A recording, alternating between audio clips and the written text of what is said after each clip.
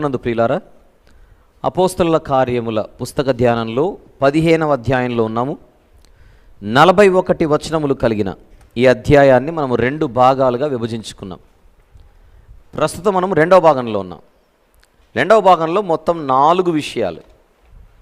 అందులో ఇంతవరకు మనము 2 విషయాలు పూర్తి చేసుకున్నాం. 13వ వచనం నుండి 29వ వచనం వరకు మనం పూర్తి చేసుకున్నాం.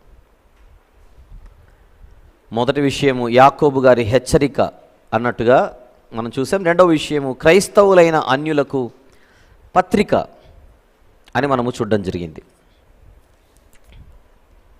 పోతే ఇందులో ఇప్పుడు 3వ విషయాన్ని మనం మాట్లాడుకుందాం. 30వ వచనం నుండి 35వ వచనం వరకు ఆన్ ద స్క్రీన్. 30వ వచనము నుండి 35వ వచనం వరకు అంతియోకులో సంఘము, ద చర్చ్ ఇన్ యాంటియోక్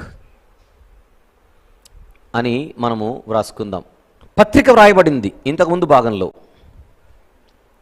ఆ పత్రిక అన్నది పౌలు గారు, బర్నబా గారు మాత్రమే కాకుండా వారితో పాటు 2 ముఖ్యులను, బర్సబ్బాను మారుపేరు గల యూదా మరియు శీలా అను 2 ప్రవక్తలను, దైవదాసులను, యెరూషలేములో ముఖ్యులైనటువంటి వారిని, వారు మాత్రమే కాదు వారితో కూడా ఒక బృందం వెళ్ళింది.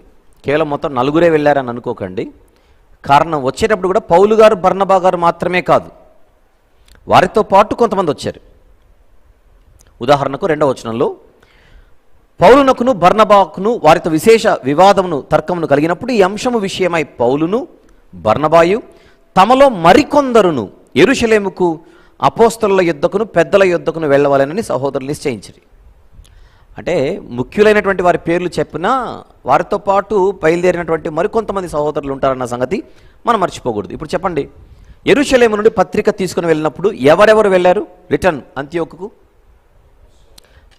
పౌలు గారు వెళ్ళారు, బర్నబా గారు వెళ్ళారు. వీళ్ళతో పాటు ఎవరైతే అంతియోకే సంఘం నుండి వచ్చారో వాళ్ళు వెళ్ళారు. నెక్స్ట్ యెరూషలేము నుండి ఇప్పుడు పంపబడుతున్నటువంటి ప్రతినిధి బృందం, అందులో ముఖ్యంగా బర్సబ్బాను మారుపేరు గల యూదా అనేటువంటి ఆయన, శీల అనేటువంటి ఆయన ముఖ్యులుగా ఉన్నారు. వాళ్ళిద్దరు మాత్రమే కాకుండా ఇంకా కొంతమంది సహోదరులు ఇక్కడి నుంచి పంపబడ్డారు అని మనం మర్చిపోకూడదు. రైట్. వారు సెలవు పుచ్చుకొని అంతియొక్కకు వచ్చి శిష్యులను సమకూర్చి ఆ పత్రిక ఇచ్చిరి. అంటే వీళ్ళు వెళ్ళిందే ఇక్కడ తీసుకున్న నిర్ణయాలను అక్కడ చెప్పడానికి. వారు దానిని చదువుకొని అందువలన ఆదరణ పొంది సంతోషించిరి. ఆదరణ పొందారు అని అంటే ఏదో అంతవరకు గందరగోళం ఉన్నట్టే కదా. అంతవరకు చాలా మానసిక గందరగోళానికి గురైనట్టే సంఘమంతా. అలాంటి వారికి ఒక మంచి ఆదరణ లభిస్తుంది పెద్దలందరూ కూర్చొని తీసుకున్న నిర్ణయం. ఎప్పుడైనా మనం ఇలాంటి సభలు ఏర్పాటు చేసుకున్నప్పుడు సమస్యకు సంబంధించి ఆ నిర్ణయం అన్నది అందరికీ ఆదరణ కలిగించాలి. ఆదరణ కలిగించేలా నిర్ణయం ఉండాలి. అది వాక్యానుసారంగా ఉండాలి. కొంతమందికి ఒకవేళ అది ఇబ్బంది ఉండొచ్చు. ఆ నిర్ణయం వాళ్ళు అనుకున్నది నిర్ణయింపబడినప్పుడు కొంచెం ఇబ్బందిగా ఫీల్ అవుతారు. అలాంటి వారిని మనం మరీ ఎక్కువగా బ్రతిమలాడలేం. కానీ వాస్తవమైతే ఇది అది వాక్యానుసారమైనది అయినప్పుడు ఎవరైనా కూడా తలదించాల్సిందే. వారు దానిని చదువుకొని అందువలన ఆదరణ పొంది సంతోషించిరి. ఆందోళనతో సంఘం వీరిని పంపించింది, ఇప్పుడు ఆదరణ వారికి లభించింది. సంఘాలకు ఆదరణ కలిగేలా సెంట్రల్ చర్చ్ యెరూషలేము ఏదైతే ఉన్నదో అలాంటి నిర్ణయం తీసుకుంది. ఇక్కడ మనం కూడా నేర్చుకోవాల్సింది parent church and branch church అని ఉంటాయి. Parent church and branch churches అని ఉంటాయి. పేరెంట్ చర్చ్ అంటే ఒక రకంగా మనం తల్లి సంఘం అని పిలవచ్చు. ఆ తల్లి సంఘానికి కనెక్ట్ అయినటువంటి లోకల్ చర్చెస్, బ్రాంచ్ చర్చెస్ అనే ఉంటాయి. కొన్ని సందర్భాలలో ఈ బ్రాంచ్ చర్చెస్లో కొన్ని ఇబ్బందులు తలెత్తినప్పుడు వారు ఖచ్చితంగా తల్లి సంఘాన్ని వాళ్ళు ఆశ్రయించాలి. అది ఇక్కడ జరిగింది. నెక్స్ట్ ఆ పేరెంట్ చర్చ్ ఏం చేయాలి? అప్పుడు ఒక మంచి ఆలోచన చేసి మంచి నిర్ణయం తీసుకొని అది సంఘ క్షేమానికి సంబంధించినటువంటి ఒక నిర్ణయం అయి ఉండి అది తిరిగి వాళ్ళకు పంపే ఒక ప్రయత్నం చేయాలి. అంటే ఓవరాల్గా ఒక సంఘములను గూర్చిన భారం పేరెంట్ చర్చ్కి ఉంది. చూడండి ఇక్కడ అది పాయింట్. ఇక్కడ బ్రాంచ్ చర్చ్ యొక్క బాధను పేరెంట్ చర్చ్ అర్థం చేసుకుంది. ఇక్కడ నంబర్ 1. నంబర్ 2, యెరూషలేం అనేటువంటి ఈ ప్రాంతంలో ఉన్న సంఘానికి కేవలం అంతియోకులో ఉన్నదే బ్రాంచ్ చర్చా, లేకపోతే మిగిలిన అనేక ప్రాంతాలలో ఉన్నవి కూడా బ్రాంచ్ చర్చెస్ కిందకి వస్తాయా? ఎందుకంటే ఆ రోజుల్లో యెరూషలేంలోని సంఘమే తల్లి సంఘంగా భావించాలి, ఇక తప్పదు. అందుచేత వీళ్ళు పంపినటువంటి లెటర్ ఏదైతే ఉన్నదో అది కేవలం అంతియోకులో ఉన్న వారికి మాత్రమే కాదు. 16వ అధ్యాయానికి వచ్చేసరికి వారు ఆయా 4వ వచనంలో 16:4 వారు ఆయా పట్టణముల ద్వారా వెళ్ళుచు యెరూషలేములోనున్న అపోస్తలులను పెద్దలను నిర్ణయించిన విధులను గైకొనుటకు వాటిని వారికి అప్పగించిరి. అంటే ఈ లెటర్ ఏదైతే ఉందో అవి ప్రతులు చేయబడ్డాయి, కాపీస్. ప్రింటింగ్ మెషిన్ లేదు కదా, ఎలా కాపీస్ చేశారని అడగవచ్చు మీరు. రాశారు అంతే కూర్చొని. ప్రతులు అంటే ఆ లెటర్లో ఉన్నది చాలా కీలకమైనదని, అది అన్ని ప్రాంతాలలో ఉన్నటువంటి అన్యజనులలో స్థాపించబడుతున్నటువంటి సంఘాలన్నిటికీ అది చేరాలని, దాని యొక్క ఆవశ్యకతను గుర్తించినటువంటి ఈ సువార్థికుల బృందం ఎక్కడికి వెళ్ళినా కూడా ఆ కాపీని వాళ్ళు అందజేసి వెళ్ళిపోతున్నారు.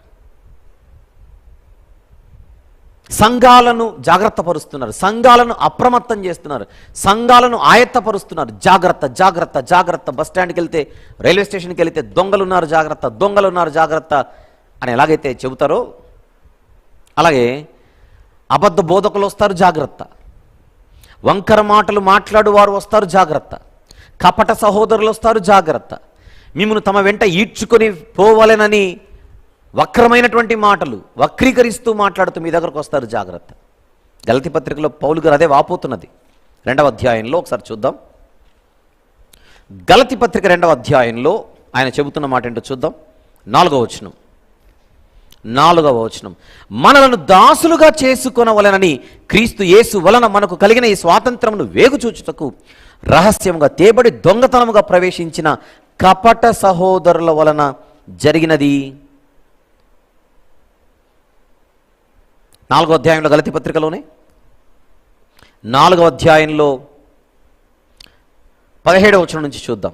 17 నుండి వారు మీ మేలు కోరి మిమ్మల్ని ఆసక్తితో వెంటాడువారు కారు, మీరే తమ్మును వెంటాడవలెనని మిమ్మల్ని బయటికి త్రోసివేయగోరుచున్నారు.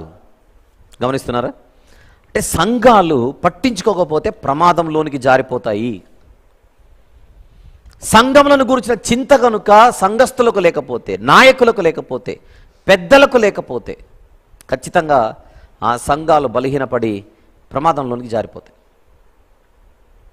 ఈ 15వ అధ్యాయంలో అందరిలో కూడా, ఇక్కడ కనపడుతున్న పెద్దలందరిలో కూడా సంఘములను గూర్చిన భారం కొట్టొచ్చినట్టు కనపడుతోంది. ఈ భారం ఈరోజు మనకెంతవరకు ఉందో ఒక్కసారి మనం ఆలోచించాలి. ఎవరెవరట ఇక్కడ? అపోస్తలులు, పెద్దలు, సంఘపు వారు. అపోస్తలులు, పెద్దలు, సంఘపు వారు. యెరూషలేములో ఉన్నటువంటి పిక్చర్ చెబుతున్నాను. అందరికీ భారం ఉంది. అందరూ కలిసి ఒక చక్కని నిర్ణయం తీసుకొని మిగిలిన బ్రాంచ్ చర్చెస్ అందరికీ కూడా ఆదరణ కలిగించారు. What does this mean? Parent church has more responsibility. తల్లి సంఘానికి మరింత ఎక్కువ బాధ్యత ఉంటుంది. కారణం ఆ తల్లి సంఘంపై ఆధారపడిన మిగిలిన బ్రాంచ్ చర్చెస్ ఉంటాయి కనుక. అంతే కదా మరి. ఇంట్లో పిల్లల కంటే తల్లిదండ్రులకు ఎక్కువ బాధ్యతలు ఉంటాయి. పిల్లలపై వారికి ఉన్నటువంటి బాధ్యత, భారం వారి పనులలో, వారి మాటలలో, వారి ప్రయత్నాలలో కొట్టొచ్చడు కనపడుతుంటాయి. అంటే ఏ ప్రాంతంలోనైనా ఒక పేరెంట్ చర్చ్ ఉంటే ఆ పేరెంట్ చర్చ్లో ఉన్న కాపరులే కాదు, పెద్దలే కాదు, విశ్వాసులందరూ కూడా ఫీల్ అవ్వాలి. ఇది కలెక్టివ్ వర్క్, కలెక్టివ్ రెస్పాన్సిబిలిటీ. ఒక్కరి మీదనో ఇద్దరి మీదనో తోసేసి మేము మాత్రం అటెండెన్స్ వేయించుకొని వెళ్ళిపోతామంటే కుదరదు. అందరూ కలిస్తే సాతాను తరిమి కొట్టచ్చు. అందరూ కలవకపోతే వాడికి ఎక్కువ అవకాశం దొరుకుతుంది.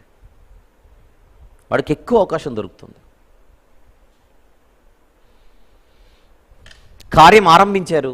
ఈ అధ్యాయంలో కార్యము ముగింపు కూడా వచ్చేసింది. సమస్య స్టార్టింగ్ కనపడుతోంది, క్లోజింగ్ కూడా కనపడుతోంది. లెటర్ రాశారు, సభ జరిగింది, నిర్ణయం తీసుకున్నారు, లెటర్ రాశారు, దాన్ని తీసుకొని వచ్చారు, వీళ్ళకి ఇచ్చారు, చదివారు లేదా చదివించారు, అందరిలో ఆదరణ పుట్టించారు, ఆనందాన్ని పుట్టించారు. 32వ వచనంలో, మరియు యూదాయు శీలయు కూడా ప్రవక్తలై ఉండినందున పెక్కు మాటలతో సహోదరులను ఆదరించి స్థిరపరిచిరి. లెటర్ ఇచ్చి వెళ్ళిపోలా, మీరు చదువుకోండి, అర్థమైంది అనట్లేదు కాదు. వాళ్ళు వెళ్ళేటప్పుడు కూడా మాట చెప్పారు 27వ వచనంలో, కాగా యూదాను శీలను పంపి ఉన్నాము, వారును నోటి మాటతో ఈ సంగతులు మీకు తెలియజేతురు. ఏమైనా సరే వీళ్ళు బలపరచబడాలి, అంటే ఇక్కడి నుంచి వెళ్ళినటువంటి యూదా గారు కానీ శీల గారు కానీ వాళ్ళు ఒక రెస్పాన్సిబిలిటీని క్యారీ చేస్తున్నారు. వాళ్ళకి అర్థమైంది మమ్మల్ని ఎందుకు పంపించింది పేరెంట్ చర్చ్, కేంద్ర చర్చ్, సెంట్రల్ చర్చ్ మమ్మల్ని ఎందుకు పంపించింది, మమ్మల్ని పంపడంలో సంఘానికి ఉన్నటువంటి ఉద్దేశం ఏంటి, మా మీద నమ్మకం. అంతమంది యెరూషలేములో అన్ని వేల మంది ఉండగా మా ఇద్దరిని ఎందుకు ఎన్నుకున్నారు? నమ్మారు, పంపారు. మేము వచ్చింది ఇక్కడ ఉన్నటువంటి వాళ్ళందరినీ బలపరచడానికి, ధైర్యపరచడానికి, స్థిరపరచడానికి. అది నెరవేరాలి. లెటర్ ఇచ్చి చదువుకోండి, ఏమైనా డౌట్లు ఉంటే అడగండి కాదు, పెక్కు మాటలతో ఆదరించి స్థిరపరిచిరి. పేతురు గారికేనా, యాకోబు గారికేనా బాధ్యత? యూదా గారు తాను బాధ్యత తీసుకున్నాడు, శీల గారు తాను బాధ్యత తీసుకున్నాడు. టేకింగ్ ద రెస్పాన్సిబిలిటీ, అది ఇంపార్టెంట్. ఒకవేళ కనుక మేము కాకుండా పేతురు గారు వచ్చి ఉంటే, యాకోబు గారు వచ్చి ఉంటే, లేదా మిగిలిన ఎవరైనా వచ్చి ఉంటే, వాళ్ళు ఎలాంటి భారంతో ఇక్కడ పని చేస్తారో ఎరిగినటువంటి యూదా గారు శీల గారు ఏం మాత్రం తగ్గకుండా అదే భారముతో వాళ్ళు అక్కడ పని చేస్తున్నారు. సంఘ స్వరూపం ఇలా ఉన్నప్పుడే దేవుని కంటికి ఆ సంఘం సౌందర్యంగా కనపడుతుంది, అందంగా కనపడుతుంది. సంఘం ఎప్పుడు బాధ్యత కలిగినటువంటి వారితో నిండిపోయి ఉండాలి. అప్పుడు పని ఎక్కువ జరుగుతుంది. కోతేమో విస్తారంగా ఉంది, పనివారేమో కొద్దిమంది. సంఘము చేయగలిగితే ఎన్నో పనులు చేయొచ్చు. ఆత్మల రక్షణ గురించి మాట్లాడుతున్నా నేను. కానీ అన్నీ చేయలేకపోతుంది. కారణం ఏంటి అని అడిగితే ఆ సంఘములో బాధ్యతగా ఫీల్ అయ్యేవాళ్ళు చాలా తక్కువ మంది ఉన్నట్టు లెక్క.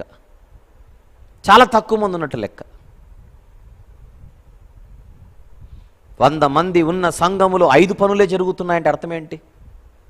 100 మంది కలిసి చేయగలిగేది 5 పనులేనా? సభ్యులు ఎక్కువ మంది ఉండొచ్చు, రెస్పాన్సిబుల్ మెంబర్స్ అనేవాళ్ళు తక్కువగా ఉండొచ్చు.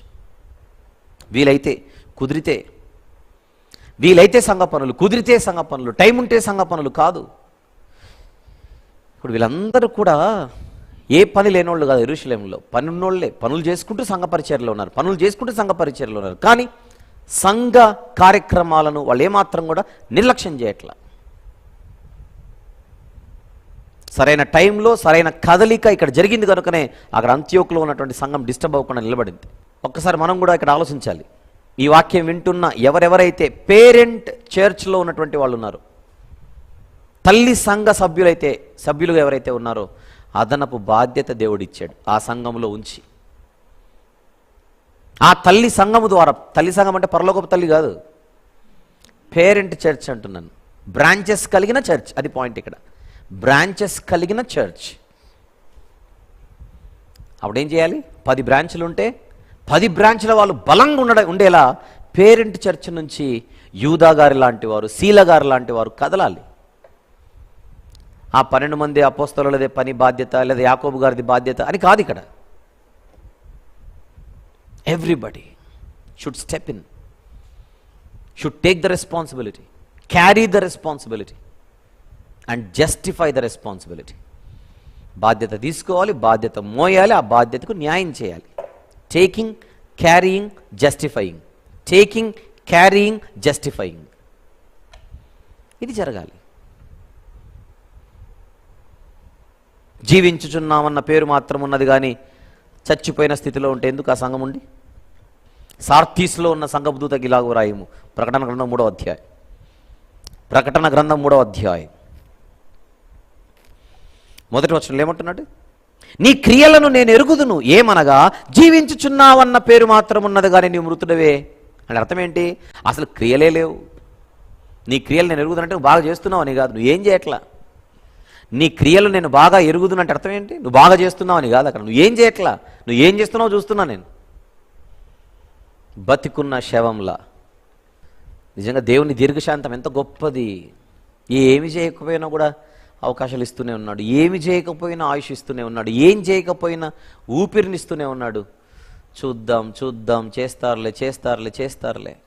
అసలు ఈ పుస్తకంలో ఆలోచిస్తుంటే ఎవరికి వాళ్ళు హీరోలే ఇక్కడ. నిజంగా ఎవరిని కదిలించిన పాఠాలు నేర్పిస్తున్నారు, ఎవరిని కదిలించిన పాఠాలు నేర్పిస్తున్నారు. నేను ఇప్పుడు యూదా అనేటువంటి ఆయన ప్లేస్లో మనం ఉండి ఆలోచించండి, ఆయన పక్క నుండి ఆలోచించండి, శీల గారి పక్క నుండి ఆలోచించండి.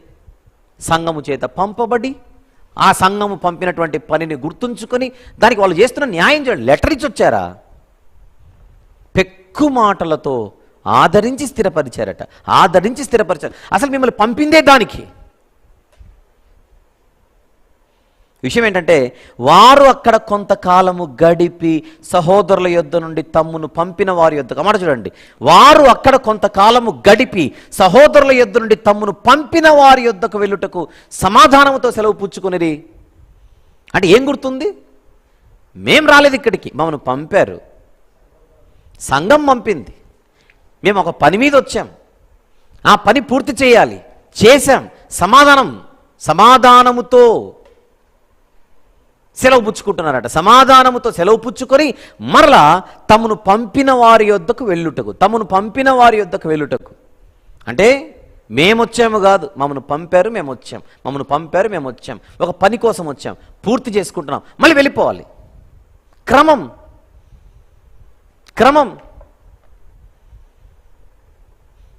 అక్కడ ఒక గ్రూప్ని ఏర్పాటు చేసి, యూదా గారు నేను బాగా చెప్పానా, శీల బాగా చెప్పాడు, చెప్పు ఒకసారి వాక్యం. నేనే బాగా చెప్పానుగా, అదే పాయింట్. మా వాళ్ళకి అర్థం కావట్లే. నేను ఒక్కడనే వస్తానన్నాను, అనవసరం ఈయనని పంపించారు. మీరు ఆలోచించండి, కుదిరితే ఇక్కడ ఏదైనా ఒక బ్రాంచ్ ప్లాన్ చేయండి. నేను వస్తాను, అప్పుడప్పుడు వస్తాను, తప్పదు. మరి ఏం చేద్దాం? రాజకీయాలు అంటారు దాన్ని. ఏమంటారు దాన్ని? రాజకీయాలు. అలా జరిగిందా? నో. మేము ఒకరి చేత పంపబడ్డాం, వచ్చాం, పని పూర్తి చేశాం, మళ్ళీ అక్కడికి వెళ్ళిపోవాలి. మరలా మీ దగ్గరికి మమ్మల్ని పంపాలని సంఘం భావిస్తే పంపుతుంది, లేదా మీకు అవసరమైతే మీరు వచ్చి మాట్లాడండి, అది వేరే సంగతి. అది పద్ధతి. ఎంత ఆరోగ్యకరంగా ఉంది ఈ సంఘ వ్యవస్థ. ఇలా కనుక ఉంటే ఎంత అద్భుతంగా పనులు జరుగుతాయి, ఎంత బలంగా పనులు జరుగుతాయి. యాజకీయం మాత్రమే జరుగుతూ రాజకీయం అనేది జరగకపోతే ఎంత బాగుంటుంది సంఘం. సంఘంలో ఉన్న మెయిన్ ప్రాబ్లం ఏంటంటే నమ్మకమైన వారు సమర్థవంతులు. ఈ రెండు గుణాలు ఒకరిలోనే కనపడాలి. నమ్మకత్వం ఉన్న చోటనే సామర్థ్యం ఉండాలి, సామర్థ్యం ఉన్న చోటనే నమ్మకత్వం ఉండాలి. కానీ రెండు గుణాలు కలిగిన వాళ్ళు చాలా తక్కువగా ఉంటారు సంఘంలో. రెండు గుణాలు కలిగిన వారు తక్కువ మంది ఉంటారు. పాపం నమ్మకస్తులు ఎక్కువ మంది ఉంటారు, సామర్థ్యం ఉండదు. ఎందుకు ఉండదంటే వాళ్ళు ట్రై చేయరు. అసలు సామర్థ్యాన్ని పెంచుకోవాలన్న ఆలోచనే రాదు, సామర్థ్యాన్ని పెంచుకోవాలనేటువంటి తపనే ఉండదు. నమ్మకంలో టన్నుల కొద్ది నమ్మకత్వం, కానీ ఏం చేయలేని పరిస్థితి. ఎందుకు చేయట్లేదనంటే మేము చేయలేము, రాదు. అదే పాటే, పల్లవి అదే, చరణం అదే, 30 చరణాల పాటలో 30 చరణం వరకు అదే పాటే. కాలమును బట్టి చూచితే మీరు బోధకులుగా ఉండాలి, ఇంకా పాలు త్రాగాల్సినటువంటి స్థితిలో ఉండడం ఏంటి? బలమైన ఆహారం ఎప్పుడు తింటారు? అంటే నమ్మకత్వం కలిగిన వాళ్ళు సామర్థ్యాన్ని పెంచుకోవాలన్న ఆలోచన లేకపోతే, సామర్థ్యం కలిగిన వాళ్ళు ఎక్కడో నమ్మకత్వంలో రాజీ పడుతుంటారు. అందరూ కాదు, కానీ ఖచ్చితంగా ఈ ప్రాబ్లం అయితే ఉంటుంది. సమర్థులలో నమ్మకత్వం లేకపోవడం, నమ్మకత్వం ఉన్న వారిలో సామర్థ్యం లేకపోవడం. ఇవి సంఘానికి మెయిన్ హర్డిల్స్, అవరోధాలు. సంఘము క్షేమంగా అభివృద్ధి చెందకపోవడానికి గల కారణం ఏంటంటే ఇవన్నీ జరగకపోవడమే.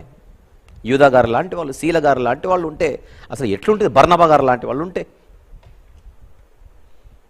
ఫిలిప్పు గారు లాంటి వాళ్ళు ఉంటే, స్టెఫెన్ గారు లాంటి వాళ్ళు ఉంటే, వాళ్ళంత గొప్పలం కాకపోవచ్చు, తత్వం గురించి మాట్లాడుతున్నా నేను. తత్వం. చిన్న ఆయుష్కాలంలో ఈ రెస్పాన్సిబిలిటీ మాది, ఇది మేము తీసుకోవాలి, మేము చేయాలి. ఎంత గొప్ప ఇన్స్పిరేషన్ మనకు దొరుకుతుంది ఈ పుస్తకము నుండి. ఎన్ని గొప్ప పాఠాలు నేర్చుకుంటున్నాం ఈ పుస్తకము నుండి. సంఘాలు పాడవకుండా, సంఘాలు బలహీనపడకుండా అందరూ కలిసి యుద్ధ ప్రాతిపదికపై కూడుకొని ఒక ఎమర్జెన్సీ మీటింగ్ ఏర్పాటు చేసుకొని, ఇప్పుడు గనుక మనం మాట్లాడకపోతే, ఇప్పుడు గనక చర్చించకపోతే, ఇప్పుడు గనక నిర్ణయం తీసుకోకపోతే, ఇప్పుడు గనక మనం పంపకపోతే, ఇప్పుడు గనక వెళ్ళకపోతే, ఇప్పుడు గనక అక్కడ చెప్పకపోతే ఆ సంఘం కుప్పకూలిపోయే అవకాశం ఉంది. This is the time, this is the time, this is the time. ఇదే మిక్కిలి అనుకూల సమయం అనుకోవాలి సంఘస్థులు. ఇదే మిక్కిలి అనుకూల సమయం. ఎమర్జెన్సీ విషయాలకు వాయిదాలు వేయకూడదు. అలాంటి తపన వీళ్ళలో కనబడుతోంది, అలాంటి తాపత్రయం కనబడుతోంది, పరితాపం కనబడుతోంది, భారం కనబడుతోంది, బాధ్యత కనబడుతోంది. అడగాలి, సంఘ క్షేమాభివృద్ధి కొరకు నేనేం చేయాలి, నేనేం చేయగలను, దయచేసి నా విషయం మీరు ఆలోచించండి. సమర్పణతో కూడుకున్న పని నేను చేస్తాను, ఈ పనికి నేను సమర్పించుకుంటాను, నాకేమైనా పని అప్పగించండి, నేనేం చేయాలని అడగాలి. సంఘస్థులు వచ్చి నడిపించుచున్న వారిని అడగాలి. వస్తావా చేస్తావా, వస్తావా చేస్తావా, వస్తావా చేస్తా ఎన్నిసార్లు అడగాలి? చూస్తాను కుదిరితే, చూస్తాను కుదిరితే, చూస్తాను కుదిరితే అని ఆన్సర్లు. చూస్తాను కుదిరితే అని ఏం పనిది? ఎవరింటి పనిది? అప్పుడు దేవుడు నీకు పరలోకం ఇస్తాను కుదిరితే, ఇస్తాను కుదిరితే అని అంటాడు. అంతే, అంతేనా కదా? నేను చేస్తాను కుదిరితే అంటే నీకు ఇస్తాను కుదిరితే అంటాడు. అంతే. మనకేనా తెలివి? చెప్పండి, మనకేనా తెలివి? మనం పుట్టించినోడికి ఇంకెంత ఉండాలి?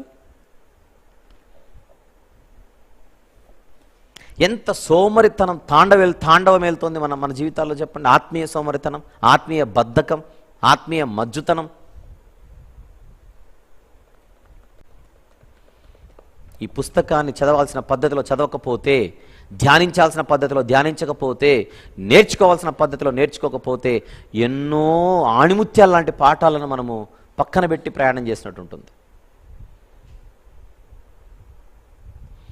అందుకే పాఠాలు మిస్ అవ్వకుండా జాగ్రత్త పడుతున్నా నేను. పాఠాలు మిస్ అవ్వకుండా జాగ్రత్త పడుతున్నా. మీరు కూడా అంతే ఓపికగా నేర్చుకొని అందరం కలిసి మనకు దేవుడిచ్చిన పరిధిలో సంఘ క్షేమాభివృద్ధి కొరకు, సంఘ విస్తరణ కొరకు మనం చేయగలిగినవి చేయడానికి అడుగులు ముందుకేద్దాం. రాజీ పడకుండా ముందుకెళ్దాం. Let us not compromise in learning and applying. 35వ వచనం. అయితే పౌలును బర్నబాయు అంతియొకయలో నిలిచి, పైన వాళ్ళు సమాధానముతో సెలవు పుచ్చుకునేది. వెళ్ళిన చోట ఏమి వాళ్ళు ఉండేలా చూసుకున్నారు? సమాధానం. అల్లర్లు కాదు, మనస్పర్ధలు కాదు, అపార్థాలు కాదు, సమాధానం. వెళ్ళిన చోట సంఘము చేత పంపబడిన వారు వెళ్ళిన తర్వాత తిరిగి వచ్చేటప్పుడు ఎలాంటి వాతావరణంలో రావాలి? సమాధానముతో సెలవు పుచ్చుకొని రావాలి. సమాధానముతో. That is important. అయితే పౌలును బర్నబాయు అంతియొకయలో నిలిచి ఇంకనేకులతో కూడా ప్రభు వాక్యం బోధించుచు ప్రకటించుచు నుండిరి. అంటే ఎక్కువ మంది బోధకులు తయారవుతున్నారు అంత్యొకయలో. పౌలును బర్నబాయు అంత్యొకయలో నిలిచి ఇంకనేకులతో కూడా ప్రభు వాక్యం బోధించుచు ప్రకటించుచు నుండిరి. ఈ సందర్భంగా ఇక్కడ ఒక చిన్న గమనికను గమనించాలి. వచ్చిన వారిలో యూదా గారు, శీల గారు ఉన్నారు. బహుశా శీల గారిని మాత్రం సంఘం ఇక్కడ ఉంచుకొని ఉండొచ్చు అని మనం చెప్పవచ్చు. ఎందుకంటే నెక్స్ట్ రెండవ ప్రయాణం మొదలవుతుంది, పౌలు గారి రెండవ ప్రయాణం. అప్పుడు పౌలు గారితో పాటు శీల గారు బయలుదేరతారు. పౌలు శీలలు కలిసి బయలుదేరతారు. బహుశా వీళ్ళు వచ్చేటప్పుడే అపోస్తలుల దగ్గర అనుమతి తీసుకొని శీల గారిని ఈ ప్రయాణపు ప్లానింగ్లో ఉంచుకొని ఉండొచ్చు అని మనం భావించవచ్చు. ఎందుకంటే రిటర్న్ వెళ్ళిపోయిన వారిలో యూదా గారు అండ్ మిగిలిన బృందం రెండవ ప్రయాణంలో పౌలు గారితో పాటు శీల గారు కూడా జాయిన్ అవుతున్నారు. అందును బట్టి మేబీ ఆల్రెడీ యెరూషలేములో ఉన్న పెద్దల అనుమతితోనే శీల గారు ఇక్కడికి వచ్చి ఇక్కడ సెకండ్ జర్నీకి సిద్ధపడుతూ ఉండొచ్చు అని మనం భావించవచ్చు. అర్థమైందనుకోండి పాయింట్ అందరికీ. సెకండ్ జర్నీలో పౌలు గారి కంపానియన్ ఎవరు? శీల గారు, నాట్ బర్నబా. అందువల్ల శీల గారు నిలబడిపోయి ఉండొచ్చు. విత్ పర్మిషనా, వితౌట్ పర్మిషనా? ఇంత క్రమంగా జరుగుతుందంటే ఆయన పర్మిషన్ తీసుకొని వచ్చింటాడు. పర్మిషన్ తీసుకొని వీళ్ళు కూడా పిలుచుకొని వచ్చింటారు. ఓవరాల్గా ఇది 15వ అధ్యాయములోని 2వ భాగములోని 3వ విషయం. ఏమిటది? అంతియొకయలోని సంఘము. ఒకసారి మొత్తం మొదటి భాగము నుండి అలా చూసుకుంటొద్దాం. మొదటి భాగంలో 12 వచనాలు ఉన్నాయి. మొదటి 12 వచనములు, అందులో 3 విషయాలు. అందులో మొదటి విషయం యూదా మతాన్ని తిరస్కరించిన క్రైస్తవులు, మొదటి 5 వచనములు. పేతురు గారి హెచ్చరిక 6 నుండి 11 వచనములు, రెండవ విషయం. పౌలు మరియు బర్నబాల సాక్ష్యం 12వ వచనం మాత్రమే. అక్కడితో మొదటి భాగము సమాప్తం. నెక్స్ట్ రెండవ భాగం ప్రారంభించాం. అందులో 4 విషయాలు. ముందుగా మొదటి విషయం యాకోబు గారి హెచ్చరిక 13 నుంచి 21 వచనములు. నెక్స్ట్ క్రైస్తవులైన అన్యులకు పత్రిక 22 నుంచి 29, అది రెండవ విషయం. నెక్స్ట్ అంతియోకులో సంఘము, మూడవ విషయం. అక్కడ ఏం జరిగింది? 30 నుండి 35 వచనములు. ఇక్కడతో 3వ విషయము కూడా సమాప్తం. ఇప్పుడు విషయం ఏంటంటే 4వ విషయం ఒక్కటి ఉంది. దానిని మాత్రమే నేను రేపటికి వాయిదా వేస్తున్నా. ఎందుకు అని మీరు అడగొచ్చు.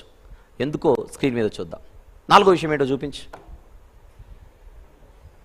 2వ సువార్త ప్రయాణము ప్రారంభం. పౌలు గారి ప్రయాణాలలో 2వ సువార్త ప్రయాణం ప్రారంభమవుతుంది కనుక దాన్ని కొంచెం ఫ్రెష్గా మనం స్టార్ట్ చేసుకుందాం అన్న ఒకే ఒక ఉద్దేశంతో దానిని రేపటికి వాయిదా వేస్తున్నాం. మీరు ఆల్మోస్ట్ 15వ అధ్యాయం పూర్తయిందనే భావించవచ్చు అని నేనంటే మీరు అప్పుడు టెల్లింగ్ లైజ్ అని అనకూడదు. అలా భావించండి. రేపు ఉదయం కంప్లీట్ చేసేద్దాం. ఎందుకు ఇంకెన్ని వచనాలు ఉన్నాయి మనకు? 36 నుంచి 41, 6 వచనాలు మాత్రమే మనకున్నాయి. అక్కడితోనే ప్రారంభిద్దాం రేపటి తరగతులు. దాంతో మనకు సెకండ్ జర్నీ కూడా స్టార్ట్ అవుతుంది కనుక డన్. ఈరోజు మనం మాట్లాడుకున్నవన్నీ ఒకసారి ఇంటికి వెళ్ళిన తర్వాత ధ్యానించి చూసుకొని 1-2 సార్లు మనం నేర్చుకున్న పాఠాలు ఏవి కూడా మిస్ అవ్వకుండా మదిలో ముద్రించుకొని ప్రార్థనాపూర్వకంగా రేపటి తరగతి వరకు సిద్ధపడి రావాల్సిందిగా మనం చేస్తున్నాను. ఈరోజు ప్రారంభమైనట్టే రేపు కూడా తరగతులు యథా సమయానికి ప్రారంభమవుతాయి. రైట్, ప్రార్థన చేసుకొని ఈ సెషన్ ముగించుకుందాం. ఇక్కడతో సెషన్ నంబర్ 37 సమాప్తం. 7ఏనా? 37, 37వ సెషన్ సమాప్తం. ప్రార్థన చేసుకుందాం. అందరం లేచి నిలబడినట్లయితే. ప్రేమగల తండ్రి, కృపగల దేవ, జీవం గల నాయన, పరిశుద్ధుడైన మహా గొప్ప దేవ, ఈ పుస్తక ధ్యానంలో అడుగడుగునా మీరు చూపుతున్నటువంటి ప్రేమను బట్టి, నేర్పిస్తున్న పాఠాలను బట్టి స్తుతులు చెల్లిస్తున్నాము నాయన. సంఘముల విషయంలో ఎంత జాగ్రత్తగా ఉండాలో తండ్రి మాకు చూపిస్తున్నారు. చిన్నది కాదు, ఏదో మేము సులభంగా తీసుకుని పక్కన పెట్టేటువంటి విషయాలు కాదు ఇవి. మేము పాఠాలు నేర్చుకుని మా సంఘ జీవితాలను మరింత మెరుగుపరుచుకున్నట్టుకే, జాగ్రత్త పరుచుకున్నట్టుకే నాయన ఈ పాఠాలన్నీ మేము నేర్చుకోగలుగుతున్నాం. విని విడిచిపెట్టువారుగా ఉండకుండా మా దైనందిన జీవితంలో అన్వయించుకొని ఆయన అప్లికేషన్ అనేది మిస్ అవ్వకుండా జాగ్రత్త పడినట్లుగా సహాయం చేయమని ప్రార్థిస్తున్నాం. ఎంతో చక్కగా ఈ వాక్యమంతటిని నేర్చుకుంటున్నటువంటి మీ పిల్లలందరి ఆసక్తిని ఆశీర్వదించమని, లైవ్ ద్వారా వీక్షిస్తూ నేర్చుకుంటున్నటువంటి వాళ్ళందరినీ కూడా జ్ఞాపకం చేసుకొనొచ్చు. వారిని, వారి కుటుంబాలను ప్రార్థనలో ఎత్తి పట్టుకొనొచ్చు. ప్రతి లోటుపాటును తీర్చమని, ప్రతి అవసరతను తండ్రి మీ కృపలో జ్ఞాపకం చేసుకొని ప్రార్థిస్తున్నాం. తిరిగి బయలుదేరి ఎవరి ప్రాంతాల వారు వెలుచుండగా మీ పిల్లలందరితో మీ తోడును తండ్రి కొనసాగించమని, రేపటి ఉదయకాల తరగతులకు క్షేమంగా తిరిగి అందరిని రప్పించమని ప్రార్థిస్తూ, మిమ్మల్ని స్తుతిస్తూ, మహిమపరుస్తూ, ఘనపరుస్తూ యేసుక్రీస్తు ప్రభువారి పరిశుద్ధమైన, పవిత్రమైన, శ్రేష్టమైన నామములో ఈ ప్రార్థన విన్నపములు మీకే సమర్పిస్తున్నాము తండ్రి. ఆమేన్. తండ్రి యొక్కయు, కుమారుని యొక్కయు, పరిశుద్ధాత్మని యొక్కయు ప్రేమ, కృపా సహవాసములు మనందరితోను, సర్వలోక పరిశుద్ధులందరితోనూ సదాకాలము తోడై ఉండి అత్యున్నతంగా నడిపించునుగాక. ఆమెన్. ఆమెన్.